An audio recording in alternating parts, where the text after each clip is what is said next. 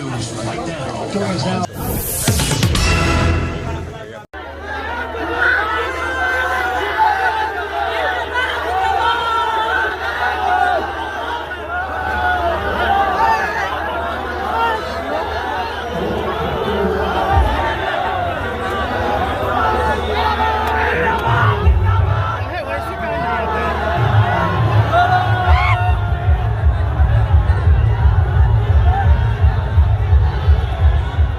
मित्रों नमस्कार, मैं आपका दोस्त अमलेश कुमार आपसे रूबरू हो रहा हूँ।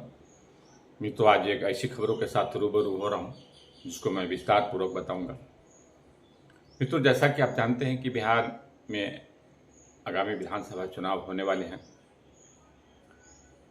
2025 विधानसभा चुनाव की रणभेरी बज चुकी है, बिगुल फूंक चुकी है। अब महज कुछ ही दिनों में चुनाव आयोग द्वारा चुनाव आचार संहिता लागू कर दी जाएगी। इससे पहले सभी पार्टियां अपनी सारी शक्तियां झोंक दे रही है, चाहे एनडीए गठबंधन हो, राजद महागठबंधन हो या जन स्वराज हो, साथ में कई अन्य छोटी दलों हैं जो भी विधानसभा चुनाव लड़ने की तैयारियां में जुटे हुए हैं। मित्रों जैसा कि मैं राजनीतिक रूप से विधानसभा चुनाव जो आने वाले हैं ये काफ़ी महत्वपूर्ण है, इसलिए मैं सभी पार्टियों की जो बड़ी सभाएं हो रही हैं उसके बारे में आपको व्यापक जानकारी देने की प्रयास कर रहा हूं। मित्रों आज मैं एक ऐसी खबर पे जा रहा हूं जिसमें लोजपा रामविलास पासवान के राष्ट्रीय अध्यक्ष लोजपा सुप्रीमो रामविलास पासवान जो कि केंद्रीय मंत्री भी हैं, ये भी अपनी सारी ताकतें झोंक देना चाहते हैं। उन्होंने खुले तौर पे कहा है कि बिहार में मैं विधानसभा चुनाव लड़ने जा रहा हूं और उन्हें 243 जो कि बिहार विधानसभा में सीटें हैं वो सब पे उनकी तैयारियां जोरों पर सर है। इसी सिलसिले में वो 9 संकल्प रैलियां जो है जगह जगह कर रहे हैं। आपने देखा राजगीर में हुई, आरा में हुई और कई जगह पे हुई। मित्रों आज मैं चर्चा करूंगा कि उनकी छपरा में एक बड़ी संकल्प रैली हुई, उसमें क्या कुछ हुआ वो मैं सारी खबर दिखाऊंगा। मित्रों उससे पहले मैं आपसे आग्रह करना चाहता हूं कि मेरे YouTube चैनल न्यूज रिपोर्टिंग को आप लाइक कमेंट शेयर करना ना भूलें। मित्रों चलिए मैं आगे खबरों के साथ विस्तार पूर्वक जाते हुए आपको बता रहा हूं। मित्रों जैसा कि आप जानते हैं कल छपरा में एक बड़ी नवसंकल्प रैली हुई लोजपा रामविलास पासवान गुट की, जिसके राष्ट्रीय अध्यक्ष रामविलास पासवान के सुपुत्र केंद्रीय मंत्री चिराग पासवान हैं। उन्होंने कल बहुत बड़ी और भव्य रैलियां की छपरा में। जनसभा में इस जो नव संकल्प जनसभा थी उसमें बड़े पैमाने पे लोग आए, कार्यकर्ताओं में काफ़ी उत्साह दिखा। चिराग पासवान के भव्य स्वागत हुई। कई तरह के आयोजन किया गया था, उसको मैं विस्तार पूर्वक दिखाता हूं। इसके बाद मैं मित्रों बात करूंगा कि उन्होंने क्या कुछ कहा, वो भी मैं आपको दिखाऊंगा। पहले कैसे क्या हुआ, उनकी भव्य स्वागत हुई, ढोल नगारे से, यहाँ तक कि कई गीत गाने से भी उनकी स्वागत की गई। क्या कुछ हुआ सो पहले आप देखिए, इसके बाद बात करेंगे।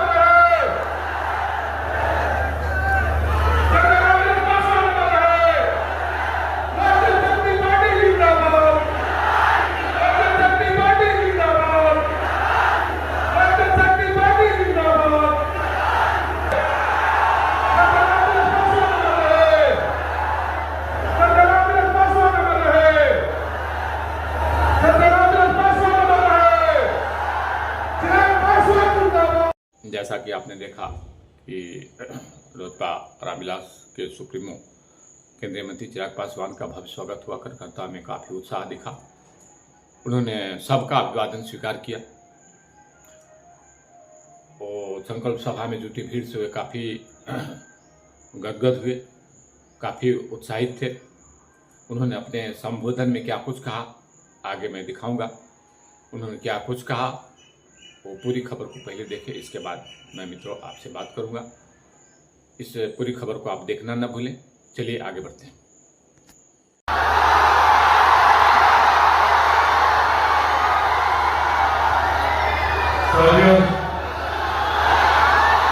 आज आप लोगों के बीच आप लोगों से कई बातें, कई विषयों पर चर्चा करने की सोच के साथ आप लोगों के बीच आया हूं और मेरे लिए ये सौभाग्य की बात है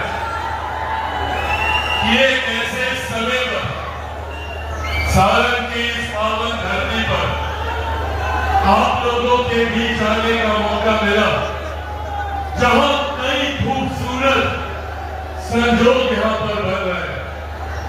आज जिस धरती पर, जिस जगह पर मैं यहां पर मौजूद हूं, यहीं से महज कुछ मीटर की दूरी पर परम पूज्य परमहंस दयाल जी महाराज की जन्मभूमि ये रही है।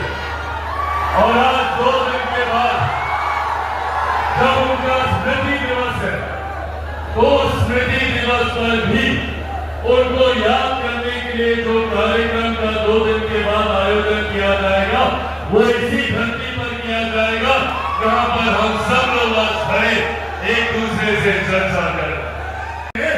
ये वही विपक्ष के लोग हैं जिन्होंने 90 के दशक में बिहार को बर्बाद करने का काम किया। आज जितने बिहारी बिहार से बाहर रहते हैं, उनकी पीड़ा को मैंने देखने का कार्य किया। आज पीढ़ियां बीत गई, पर वो दूसरे राज्य, दूसरे देशों में रहने के लिए मजबूर है। कौन जिम्मेदार रहा? यही जंगल राज था, 90 का वही दशक जिसकी वजह से पलायन जो शुरू हुआ वो कभी रुक नहीं पाया। आज बिहार पर बिहारी पर ये वादा आप लोगों से करके जाता है। मेरा संघर्ष सिर्फ पलायन को रोकने तक का नहीं है, मेरा संघर्ष रिवर्स माइग्रेशन का है। जो लोग पलायन कर रहा है वो लोग भी वापस हमारे करने का इस सोच के साथ प्यार मत यारी मत कर। मैं चाहता हूँ कि मेरे हर युवा साथी को अपने राज्य में ही हर संभव सुख सुविधा मिले। मेरे युवा साथियों को शिक्षा के लिए, रोजगार के लिए बिहार से बाहर तो दूर, अपने जिले से बाहर तो दूर, अपने प्रखंड, अपने पंचायत में उन्हें ऐसे अवसर मिलने चाहिए ताकि वो शिक्षा और रोजगार यही रहकर हासिल करें। भ्रम फैलाने का काम करते हैं। आज जब मैं यहाँ आप लोगों के बीच मौजूद हूँ, मैं मेरे नेता, मेरे पिता आदरणीय रामविलास पासवान जी के संघर्षों की कसम खाकर ये वादा आप लोगों से करके जाता हूँ कि जब तक चिराग पासवान जिंदा है, न आरक्षण को रोक सकता है, न संविधान को रोक सकता है। बल्कि संविधान को करना है कोई विपक्षी दलों से जिन्होंने सही मायनों में संविधान की मूल भावना को आहत करने का कार्य किया, जिन्होंने कांग्रेस जैसे दल, राजद जैसे दल जो कांग्रेस का समर्थन करते हैं और इनकी तमाम सहयोगी पार्टी, इन लोगों ने सही मायनों में देश में आपातकाल लगाकर न सिर्फ संविधान की हत्या करने का काम किया बल्कि लोकतंत्र तक को समाप्त करने का काम किया।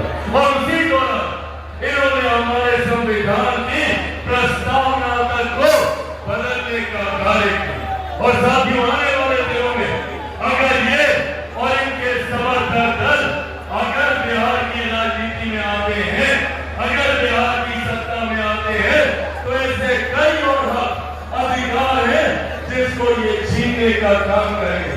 आने वाले दिनों में इनहेरिटेंस टैक्स को लेकर जिस तरीके से पीढ़ी दर पीढ़ी जो संपत्ति आपकी है उसके ऊपर टैक्स लगाने की सोच कांग्रेस, राजद और इनके तमाम सहयोगी रखते हैं। सर पे कमर बांधने निकलो कि जब तक बिहार को विकसित राज्य नहीं बना दूंगा तब तक मैं भी चैन की सांस नहीं होगा। तो इसके लिए साथियों जरूरत है मुझे आप सबकी। आज पूरा एक बार जब मैं बिहार में विकास की योजनाओं को धरातल पर उतारने का प्रयास करता हूँ, तब मैं ये सोच सकता हूँ और तब मैं ये चाहता हूँ कि मैं वापस बिहार जाकर अपने परिवार के बीच आकर, आप लोगों के बीच आकर, आप लोगों के लिए काम करूं तो कई लोगों को तकलीफ होती है। कई ऐसे लोग हैं जो नहीं चाहते कि चिराग पासवान बिहार आए। उन लोगों ने जिस तरीके से हमारे बिहारी युवाओं का पलायन कर उनको दूसरे राज्य, दूसरे देशों में रहने के लिए मजबूर किया, उसी तरीके से ये लोग चाहते हैं कि चिराग पासवान अगर बिहार आ गया तो युवाओं को उनका हक दिलाएगा, महिलाओं के सम्मान की बात करेगा, बुजुर्गों के सम्मान की बात करेगा, किसानों के हक की बात करेगा, मजदूरों के हक की बात करेगा। इसीलिए ये लोग नहीं चाहते कि चिराग पासवान बिहार आए। और इसीलिए ये षड्यंत्र रचा जाता है कि किसी भी तरीके से चिराग पासवान को बिहार में आने दिया जाए और ये भ्रम की स्थिति में वो बनाता है। और बार बार ये सवाल पूछा जाता है कि क्या चिराग पासवान विधानसभा का चुनाव लड़ेगा? तो जब ये लोग ये सवाल पूछते हैं कि क्या चिराग पासवान विधानसभा का चुनाव लड़ेगा, तो आज सारण की इस पावन धरती से आप सबके सामने मैं ये कह के जाता हूँ कि हाँ, मैं चुनाव लड़ूंगा।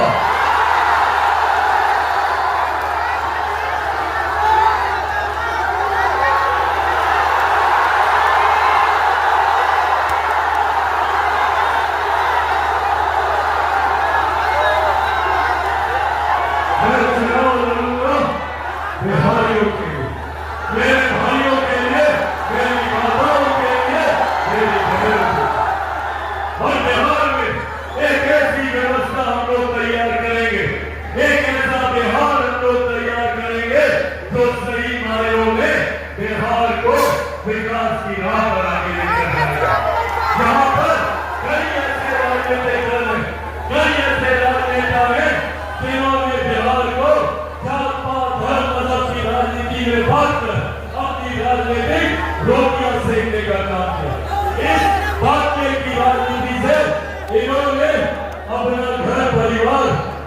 लोगों ने फैसला कर लिया।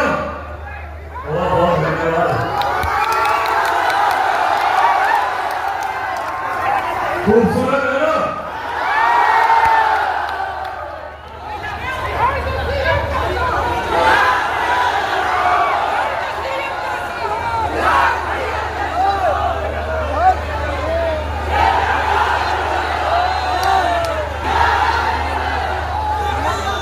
मित्रों, जैसा कि देखा कि चिराग पासवान ने अपने संबोधन में क्या कुछ कहा, मुख्य बात ये रही कि उन्होंने बार बार एक ही बात को दोहराते हुए दिखाई दे रहे हैं कि उनसे जो सवाल पूछा जा रहा है कि क्या वो आगामी विधानसभा चुनाव में चुनाव लड़ेंगे, इसको संबोधन में अपने कहा कि ये लोग हमसे सवाल पूछ रहे हैं तो मेरा जवाब हाँ में है।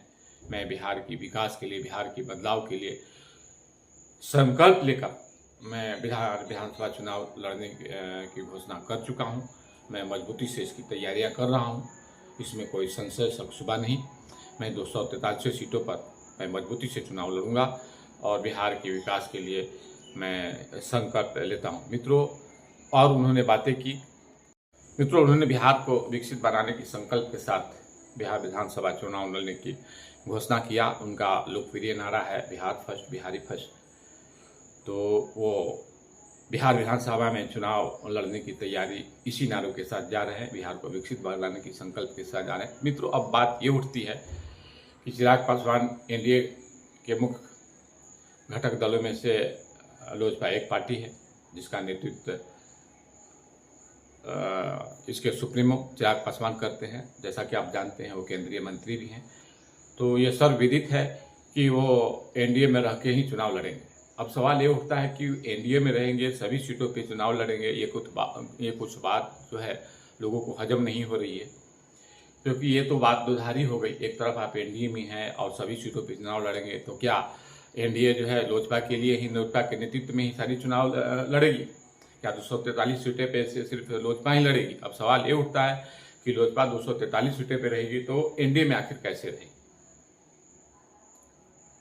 मित्रों, जैसा कि आपने देखा पिछले विधानसभा चुनाव में भी उन्होंने 243 सीटें पे चुनाव लड़ने की घोषणा किया था, चुनाव लड़ा भी, और उन्होंने खुले तौर पे मुख्यमंत्री नीतीश कुमार को चुनौती दी। जहां जहां जदयू की सीटें थी वहां उन्होंने उम्मीदवार उतारा। भाजपा के जितने भी बागी उम्मीदवार थे जिन्हें टिकट नहीं मिली थी उनको एडजस्ट किया और बड़े पैमाने पे जदयू को वोट को उन्होंने काट लिया। जो भाजपा गठबंधन से भाजपा कोटे के जो वोट थे, क्योंकि ये स्वाभाविक है कि जब भाजपा के विद्रोही उम्मीदवार चुनाव लड़ेंगे तो उनके समर्थक बड़े पैमाने पे टूटकर अपने ये समर्थकों और अपने नेता को वोट करते हैं, जैसा कि अगले विधानसभा में हुआ। तो मित्रों, ये जो तस्वीरें आ रही है कि आखिर क्या पिछली बार वाली कहानी दोहराई जाएगी? क्या रामविलास पासवान, लोजपा के सुप्रीमो चिराग पासवान, क्या उसी रणनीति पे चल रहे हैं? अब उनकी क्या कुछ रणनीति है, ये रणनीतिकारों को भी समझ से बाहर है, विश्लेषकों की समझ से बाहर है कि आप एक तरफ एनडीए में भी बने हैं, सभी सीटों पे चुनाव लड़ेंगे, तो क्या बाकी अन्य पार्टियां जो है, जदयू है, भाजपा है, अन्य सहयोगी पार्टियां हैं, क्या सारी सीटें इनके लिए छोड़ देगी? सवाल उठता है अगर नहीं छोड़ेगी तो फिर वो कैसे एनडीए में रहेंगे? क्या उसको परोक्ष रूप से भाजपा की सहमति है? क्या ये इसके पीछे कुछ भाजपा की कुछ मंशा है? अब आने वाले विधानसभा चुनाव में भी जो तस्वीरें होगी मित्रों, जैसा कि पिछले विधानसभा में चुनाव में हुआ था, परिणाम आपको सर्वविदित है, सभी आप जानते हैं। क्या इसमें भी उस तरह का होगा? सवाल अनेकों है मित्रों। देखते जाइए, आने वाला विधानसभा जैसे जैसे नजदीक आती जाएगी, क्या राजनीतिक दलों द्वारा कर्तव्य दिखाए जाएंगे, कौन किस तरफ जाएगा, कौन कहाँ जाएगा, कौन किस तरह की बातें करता है, ये आने वाला भविष्य बताएगा। और इसका जवाब जनता देगी कि आखिर वो किस तरफ जाएगी और किन के तरफ जाएगी। वो किस तरह से जो दुधारी बात करते हैं, क्या उनके तरफ, उनके बातों पे जनता विश्वास करेगी? ये वक्त आएगा मित्रों। ये मैं आप पे छोड़ता हूँ। आज इतना ही। नमस्कार।